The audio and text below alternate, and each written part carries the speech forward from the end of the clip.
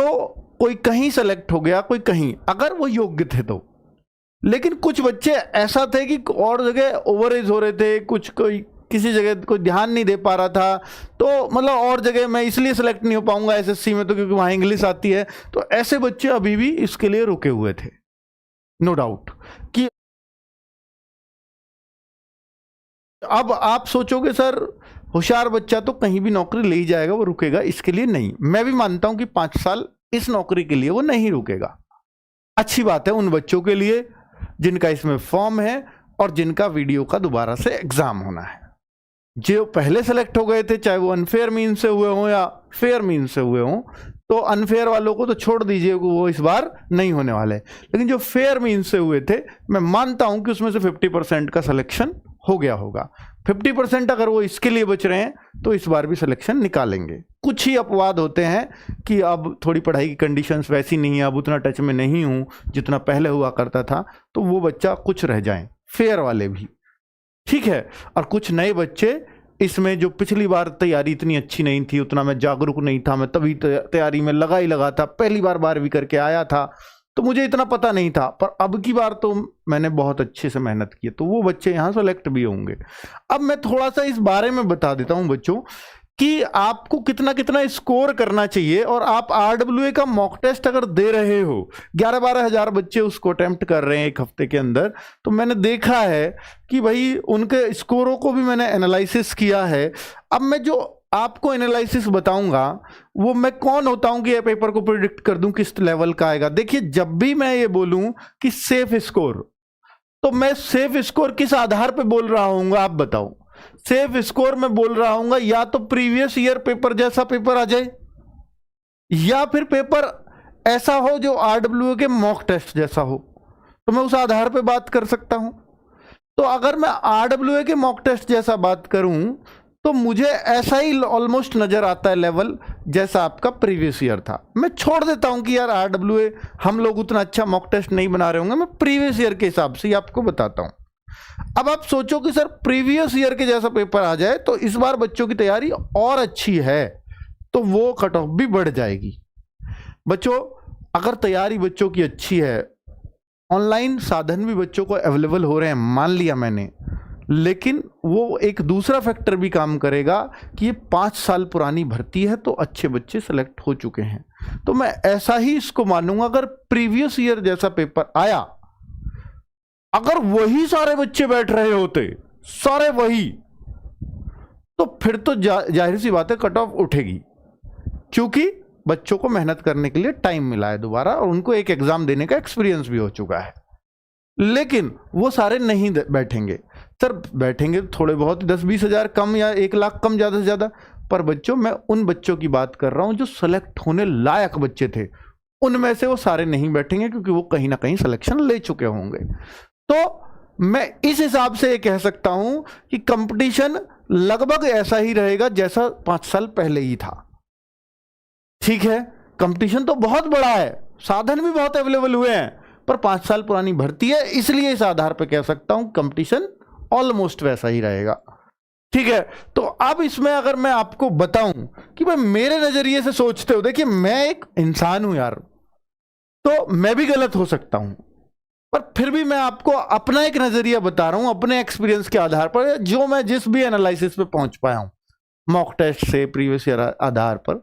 मुझे ऐसा लगता है कि यार आपको ना 30 क्वेश्चंस अगर आप जीएस में कर रहे हो, अब आपको सर 30 तो कर देंगे, इतना आसान नहीं है। वो इसलिए आसान नहीं है क्योंकि 1/2 की नेगेटिव मार्किंग है। 30 क्वेश्चन का मेरा मतलब है कि आपके 60 मार्क्स आए नेगेटिव काटकर। 30 क्वेश्चन अटेम्प्ट करने से मतलब नहीं है कि 30 करे, 5 गलत करिए आए 25 सही करिए आए, मेरा 30 मार्क्स आए काट पीट कर, यानी 60 मार्क्स। तो मैं ये मानता हूं कि आप बेस्ट जीएस करके आए हैं और आप सेलेक्ट होने वाले हैं, ऐसा मेरा मानना है। अगर मैं आपसे बोलूं कि रीजनिंग, मुझे ऐसा लगता है कि रीजनिंग में अगर आप 32 से 35 क्वेश्चन कर गए, अगर पिछले जैसा लेवल आया, पिछले से थोड़ा सा और मॉडरेट लेवल कर दिया, थोड़ा सा और बढ़ा दिया, अपडेशन तो आएगा, एकदम सेम तो नहीं आएगा। बच्चों ने इस बार वैसा ही पढ़ा है, पिछली बार शॉकिंग था एकदम, ऐसा कोई भी एक्सपेक्ट नहीं कर रहा था जैसा पिछली बार रीजनिंग का पेपर आया था, कोई भी नहीं। तो इसलिए बच्चे वहां रीजनिंग में बहुत लुढ़के। अब वो तो क्योंकि अनफेयर मीन्स यूज हुए इसलिए कट ऑफ आई गई, नो डाउट, वरना तो रीजनिंग ऐसी नहीं थी कि आपको एकदम अचानक पेपर देखते ही शौक लग रहा था कि ऐसी कैसे हो सकती है रीजनिंग। तो वहां 20 भी अच्छे बच्चे भी 50 में से 20-20, 22-22 पर अटके थे रीजनिंग में। वो उन्हीं क्वेश्चंस को करके आए थे जो ट्रेडिशनल रीजनिंग थी। जो नए नवेले से क्वेश्चन आए उनको वो लैंग्वेज देखकर ही छोड़ गए, और किसी ने कोशिश भी की थी, फिर टाइम इतना नहीं था। ठीक है, हालांकि इसमें टाइम सफिशिएंट होता है क्योंकि हिंदी जीएस आपका टाइम नहीं लेते, पर उन्होंने रीजनिंग में बहुत टाइम खींचा था। तो पर फिर भी मैं आपको कहूंगा हिंदी जीएस टाइम लेने वाला सब्जेक्ट नहीं है, 2 घंटे बहुत हैं एग्जाम के लिए, इसलिए कोई घबराए नहीं। फिर भी रीजनिंग ये मान के चलना कि आपका अगर 1.5 घंटे में भी हो रही है तो भी ठीक ही हो रही है, क्योंकि जीएस और हिंदी 15-15 मिनट ही देना, इससे ज्यादा मत देना। ठीक है, आपको सिर्फ 15 मिनट, हाँ, इससे ज्यादा का मामला नहीं है हिंदी और जीएस में। 1.5 घंटे रीजनिंग के लिए बचाना मेरा ये पर्सनल मत है, बाकी आपकी मर्जी है बच्चों। मुझे ऐसा लगता है कि अगर आप 32 से 35 क्वेश्चन ठीक कर गए तो सिलेक्शन वाले नंबर हो जाएंगे, सिलेक्शन वाला काम हो जाएगा। ठीक मतलब इतने मार्क्स आ जाएं, क्योंकि एक क्वेश्चन 2 मार्क्स का है, 64 मार्क्स आपके कम से कम आ जाएं। कितने में से? 100 में से 50 क्वेश्चन है तो 100 मार्क्स में से 64 तो बड़ी बात नहीं होगी, क्योंकि आपने तैयारी बहुत की है। अब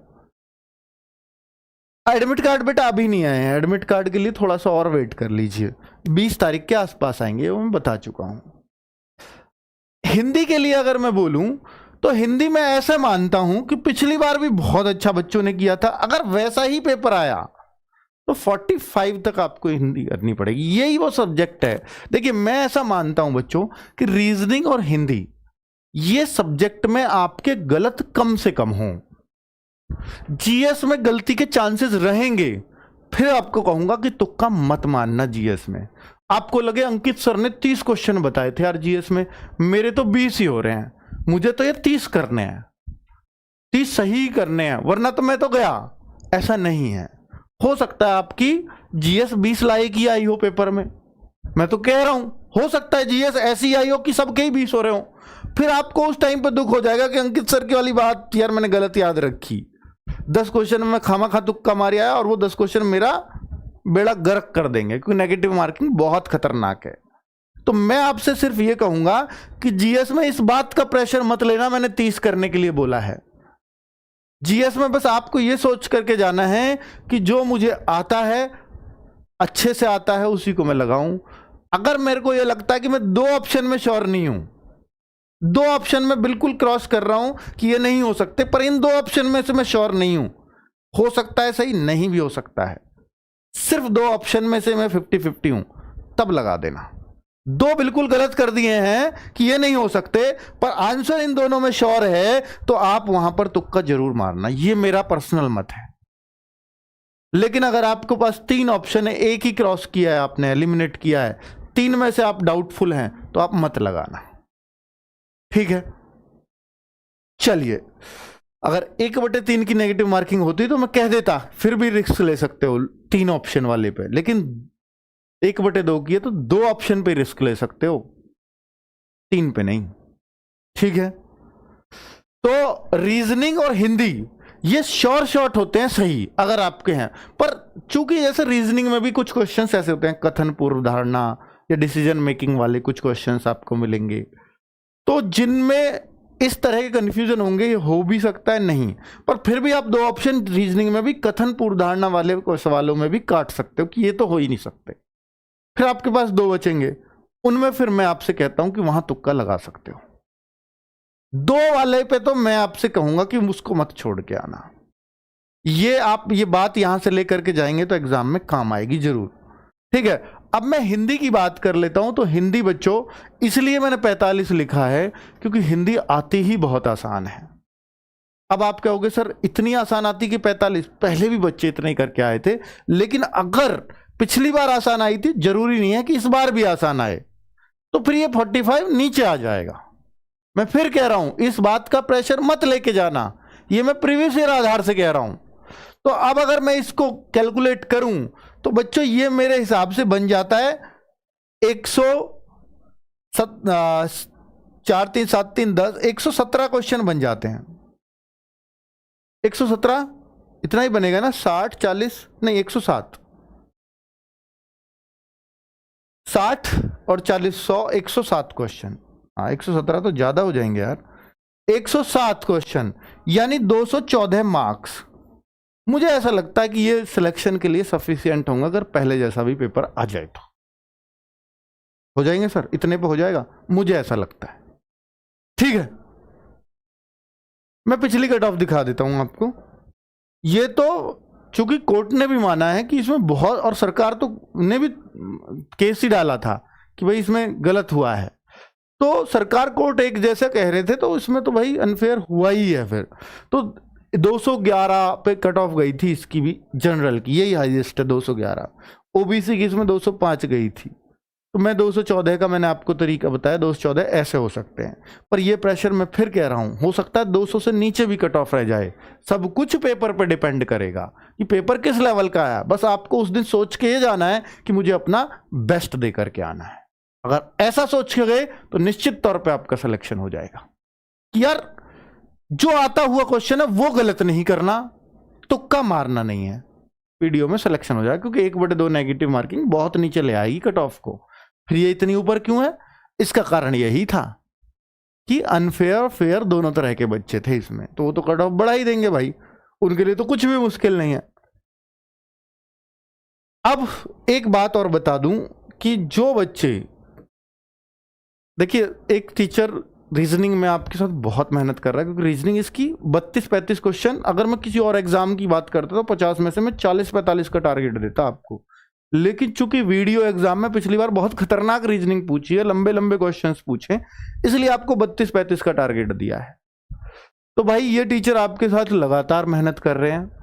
ये रीजनिंग का कल से आपके लिए प्रैक्टिस सेट लेकर के आ रहे हैं, शाम 7 बजे से 15 तारीख से प्रैक्टिस सेट शुरू कर रहे हैं।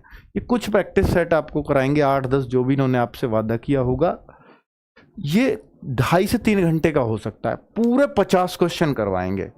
अगर आप इस सेट में 32-35 क्वेश्चन कर पाए इन टीचर के साथ हम 1-2 फालतू ही कर लेते हैं, क्योंकि हमें हिंट मिलता रहता है टीचर से, आराम से पढ़ने का मौका मिलता है, टीचर भी बता देता है, उस बात को बहुत गौर से पढ़ता है जो स्पेशल है उसमें, तो इसलिए थोड़ा सा वहां आसान हो जाता है करना। तो 32-35 क्वेश्चन अगर टीचर के साथ कर पाए तो मुझे लगता है कि इतना आप कर दोगे एग्जाम में भी। तो भाई ये प्रैक्टिस सेट लेना बहुत काम का है। अगर आपको लगता है कि हिंदी में सर साहित्य मेरे को अटकाएगा, तो ममतेज सर साहित्य सप्ताह लगाया हुआ है 2 दिन से, उन्होंने 10 मंडे से ही लगा रखा है, सुबह 10 बजे से। वो साहित्य में अगर आप कमजोर हो तो साहित्य वो करा रहे हैं उसमें। उसी में एक पत्र लेखन की क्लास भी वो ले लेंगे, मैंने उनको बोल दिया है, क्योंकि पत्र लेखन से क्वेश्चन पूछे जाते हैं इसमें। ठीक है, पर बड़े आसान होते हैं जिनको आप बता दोगे। उन्होंने ऐप पे तो कराया है, यूट्यूब पे भी करा देंगे। ठीक है, चलिए अब RWA के सबसे बड़े गिफ्ट की बारी आती है। तो आप सबके मन में होगा कि सर ऐसा क्या गिफ्ट मिलने वाला है RWA की तरफ से वीडियो एग्जाम के लिए। तो भाई सबको ये लग रहा था कि RWA आपके ऊपर ध्यान नहीं दे रहा या कुछ भी नहीं दे रहा। बच्चों मैंने आपसे वादा किया था कि यार देखिए, मैंने शुरू में बोला था कि हम लोग आपको हिंदी और रीजनिंग ही लाइव देंगे, GS रिकॉर्डेड, वो हमने पहले ही बोला था प्रगति बैच के अंदर, वही किया भी हमने, बहुत ईमानदारी से टीचर्स ने मेहनत भी की। अब मैं आपसे बात ये करने वाला हूं कि भाई बहुत सारे बच्चों की डिमांड थी कि सर यूपी जीके का करंट अफेयर्स दे दीजिए हमें। सोनवीर सर ने वो भी क्लास आपको बहुत अच्छे से करवाई है, और भी कराते रहेंगे, चिंता मत करिए। अब मैं आपको मेरी तरफ से या RWA की तरफ से ये गिफ्ट है कि गागर में सागर। बहुत सारे बच्चों को डाउट था ये वीडियो के लिए आएगा या नहीं आएगा, पर बहुत मेहनत आप लोगों को करवाई है टीचर्स ने, हम आपके साथ थे। तो भाई हमने अपने बच्चों को छोड़ना नहीं है, प्रगति बैच वाले हों या यूट्यूब से जो पढ़ रहे हैं उनके लिए हो। RWA की बेस्ट सीरीज है एग्जाम टाइम पे, वो गागर में सागर है, जो बहुत फेमस है। हम लोग ये क्लासेस आपके लिए चला रहे हैं, ये लास्ट वीक में ही आती है, एग्जाम के लास्ट वीक में। ये 19 तारीख से आपकी रीजनिंग शुरू होने वाली है। ये दरअसल में गागर में सागर क्या है, ये एक रिवीजन सीरीज है। कि जो आपने सब कुछ पढ़ा है वो पूरा रिकॉल हो जाए एक बार, और उनमें से आप कितना कर पा रहे हो, तो आपका एक कॉन्फिडेंस बूस्टर भी होती है ये। तो भाई ये बहुत इंपॉर्टेंट होती है लास्ट टाइम में। मैं ये नहीं कहता इससे एग्जैक्ट एग्जाम में क्वेश्चन मिल जाएंगे, पर मैं इतना कहता हूं कि इससे ना सारा रिवाइज हो जाएगा सब्जेक्ट आपका, चाहे वो हिंदी हो, रीजनिंग हो या जीएस हो। तो रीजनिंग संदीप सर 19 तारीख को लेंगे इसमें सुबह 10 बजे से, हिंदी ममतेज सर लेंगे सुबह 10 बजे से, ठीक है।